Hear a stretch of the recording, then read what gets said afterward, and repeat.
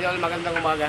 So, gagawin naman natin. Magluto na naman tayo ng ating ulamin ngayong umaga na magano tayo ng buto-buto, mga idol. Magsabaw tayo. Kailangan natin laging may sabaw tuwing umaga. So, ito mga idol, ipapakita ko sa inyo. So, ito, nilagay ko pa lang. So, medyo sariwa yung ating buto-buto ngayong nakuha. So, ito na nga. Wow, sariwa. So, wala pa yung sabaw mga idol. Wala pa sibuyas. So, lalagyan muna natin bago natin lalagyan muna natin mga ricado. So ito, ginagawa pa yung ricado natin, saka natin ilagay. So lagyan muna natin ng tubig. Ito, maglagay tayo ng tubig dito para pakuluin natin, palambutin natin. Let's go mga idol. So ito mga idol, lagyan natin ng sabaw, saka lagyan natin ng sibuyas. Ayan na. So sabay natin para pakuluan natin, palambutin muna natin. Paminta, maglagay ka na ng paminta. Para habang kumukulo mga idol, medyo mabango na yung ating pinalambot na buto-buto. Kaya kuluin natin.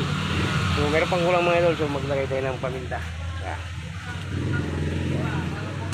Kaya pakuluan muna natin, palambutin muna natin yung ating buto-buto mga idol. So nakalagay na. Ayun ka, bigyan mo. Yan sa kulay pula.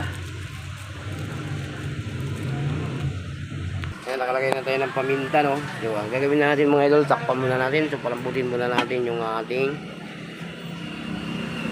na buto-buto mga idol. Ayan, palambutin muna natin. So, balik tayo mamaya mga idol after 20 minutes siguro pag kumulo na yung ano natin, yung pinalambot. Pero mga idol, bisitahin na natin. So, medyo kumulo na itong ano natin. So, haluin natin. Ayan, yung buto-buto natin kaninang napakasariwa. Ayan, palambutin muna natin mga idol. Iyan, wow, sarap mga idol, ha?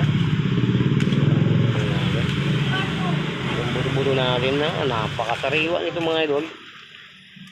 Tsaka masarap na buto-buto to, maraming laman, tsaka hindi siya buto-buto talaga, may halo siyang laman mga idol.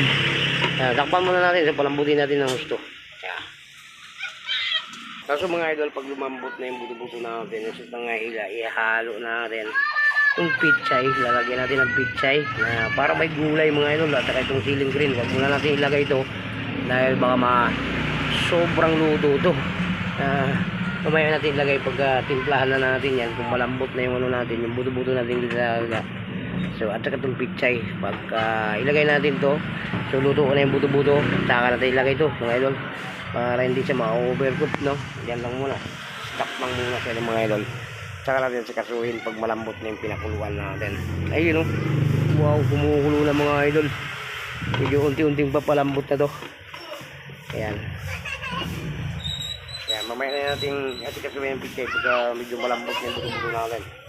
Balikan natin mga idol pag medyo lalambot na yung buto-buto nating pinakuluan. Ayan. Yan ang ihalo natin, pechay, napakasariwa mga idol, napakasarap mga pechay mga idol, parang matakam pa sa pechay habang display pa sa tindahan. Ayan, sa palengke, no? Ayan. So ayan mga idol, naluto na nga itong ano natin, itong pinalambot natin buto-buto. O yan, o. Sarap. Ito, makikain niya kami. Luto na? Meron, luto na. Sarap naman yan, o.